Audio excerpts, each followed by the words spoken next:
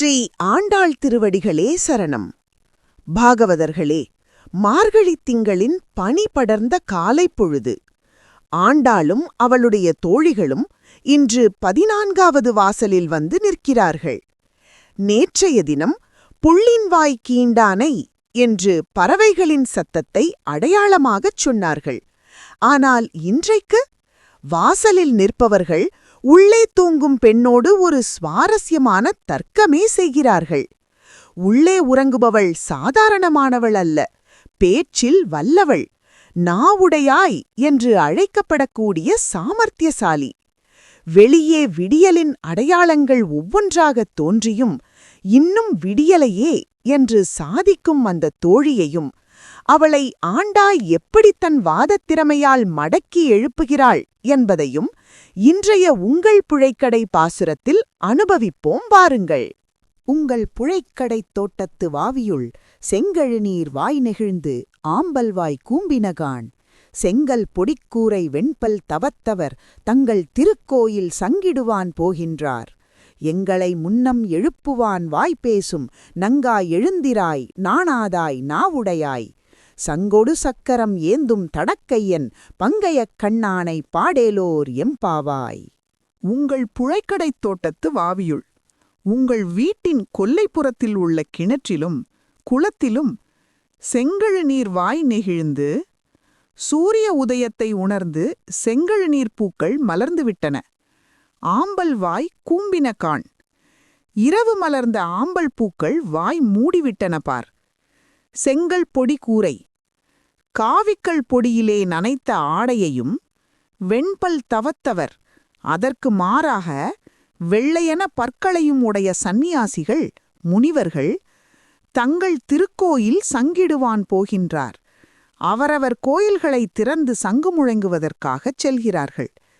எங்களை முன்னம் எழுப்புவான் வாய் பேசும் நான் தான் முதலில் வந்து உங்களை எழுப்புவேன் என்று வீராப்பு பேசிய நங்காய் பூரணமான குணங்களை உடைய பெண்ணே, நாணாதாய், சொன்ன சொல்லை காப்பாற்றவில்லையே என்று வெட்கப்படாதவளே, நாவுடையாய், சாமர்த்தியமாகப் பேசும் நாவன்மை கொண்டவளே, எழுந்திராய், இனியாவது எழுந்து வா.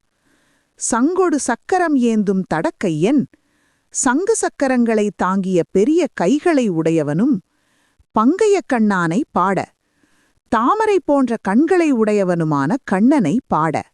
உங்கள் புழைக்கடைத் தோட்டத்து வாவியுள் உங்கள் வீட்டின் கொல்லைப்புறத்தில் உள்ள கிணற்றிலும் குளத்திலும் செங்கழுநீர் வாய் நெகிழ்ந்து சூரிய உதயத்தை உணர்ந்து செங்கழுநீர் பூக்கள் மலர்ந்துவிட்டன. ஆம்பல் வாய் கூம்பின காண். இரவு மலர்ந்த ஆம்பல் பூக்கள் வாய் மூடிவிட்டன பார். செங்கல் பொடி கூரை காவிக்கல் பொடியிலே நனைத்த ஆடையையும் வெண்பல் தவத்தவர் அதற்கு மாறாக வெள்ளையன பற்களையும் உடைய சந்நியாசிகள் முனிவர்கள் தங்கள் திருக்கோயில் சங்கிடுவான் போகின்றார். அவரவர் கோயில்களை திறந்து சங்கு முழங்குவதற்காகச் செல்கிறார்கள்.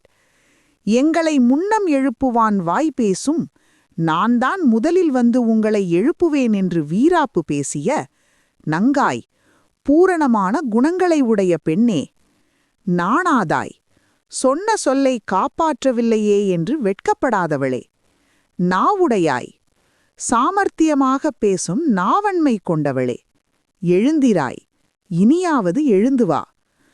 சங்கொடு சக்கரம் ஏந்தும் தடக்கையன் சங்கு சக்கரங்களை தாங்கிய பெரிய கைகளை உடையவனும் பங்கையக் கண்ணானை பாட தாமரை போன்ற கண்களை உடையவனுமான கண்ணனை பாட.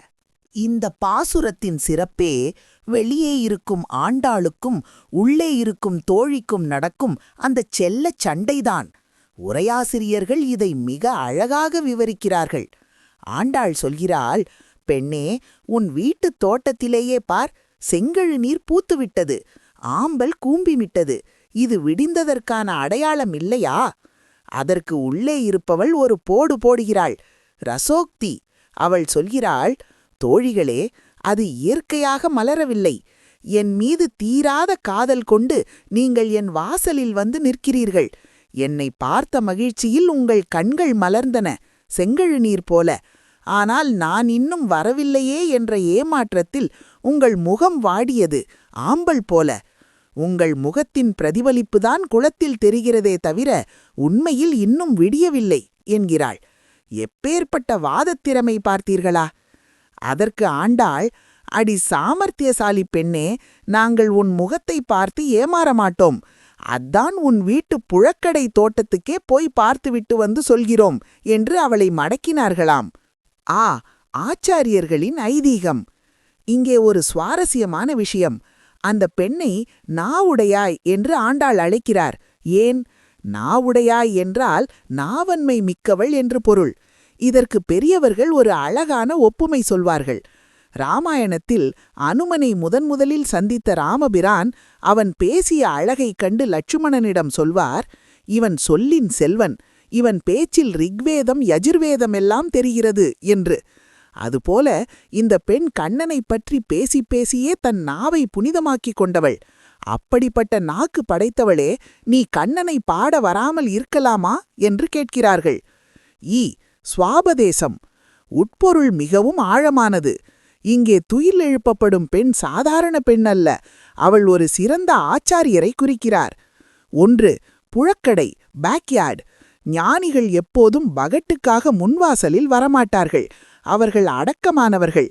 பின்புறமாக ஆரவாரம் இல்லாமல் இருப்பார்கள். 2. செங்கழு நீர் மற்றும் ஆம்பல். இது நம் மனதின் நிலை. ஆச்சாரியன் கிடைத்தால் நம் மனதில் உள்ள நல்ல ஞானம் செங்கழு நீர் மலரும். அஞ்ஞானம் அல்லது உலக ஆசைகள் ஆம்பல் மூடிக்கொள்ளும். 3. செங்கல் பொடிக்கூரை வெண்பல் தவத்தவர். இது சந்நியாசிகளை குறிக்கும். அவர்கள் உடுத்தியிருப்பது காவியாடை, பற்றற்ற நிலை. ஆனால் அவர்கள் பற்கள் வெண்மையானவை. இதற்கு பெரியவாச்சான் பிள்ளை ஒரு விளக்கம் தருவார். அவர்கள் தாம்பூலம் தரிப்பதில்லை. வெறும் ஆகாரத்தை மட்டுமே உண்பதால் பற்கள் வெண்மையாக உள்ளன. அதாவது உலக இன்பங்களை துறந்து தூய்மையான வாக்கையும் உள்ளத்தையும் உடையவர்கள். மையக்கருத்து மற்றும் முடிவுரை. இறுதியாக சங்கொடு சக்கரம் ஏந்தும் தடக்கையன் என்கிறாள் ஆண்டாள். கண்ணன் அவதரித்த போது தேவகி பயந்து சங்கு சக்கரத்தை மறைத்துக்கொள், கம்சன் வந்து விடுவான் என்றாள். ஆனால் யசோதையோ, என் பிள்ளையின் அழகை பாருங்கள் என்று உரலில் கட்டும்போது கூட அவன் பெருமையை ஊருக்கே காட்டினாள். ஆண்டாள் யசோதையின் பாவம் கொண்டவள். அதனால் எங்களுக்கு அச்சமில்லை. சங்கு சக்கரம் ஏந்திய அந்த தோள்களை நாங்கள் சேவிக்க வேண்டும். நீ எழுந்து வா என்று அழைக்கிறாள். வாழ்க்கை பாடம். பாகவதர்களே, நாம் எவ்வளவு கற்றிருந்தாலும் எவ்வளவு சாமர்த்தியமாக பேசினாலும் நாவன்மை அது இறைவனை பாடுவதற்கும் அடியார்களை உபசரிப்பதற்குமே பயன்பட வேண்டும் என்பதே இப்பாசுரம் நமக்கு உணர்த்தும் பாடம். நாளை எல்லே இளங்கிளியே என்று இன்னும் ஒரு சுவாரஸ்யமான தோழியை எழுப்பப் போகிறோம். அதுவரை திருப்பாவை பாடுவோம், கண்ணன் அருள் பெறுவோம். ஆண்டாள் திருவடிகளே சரணம்.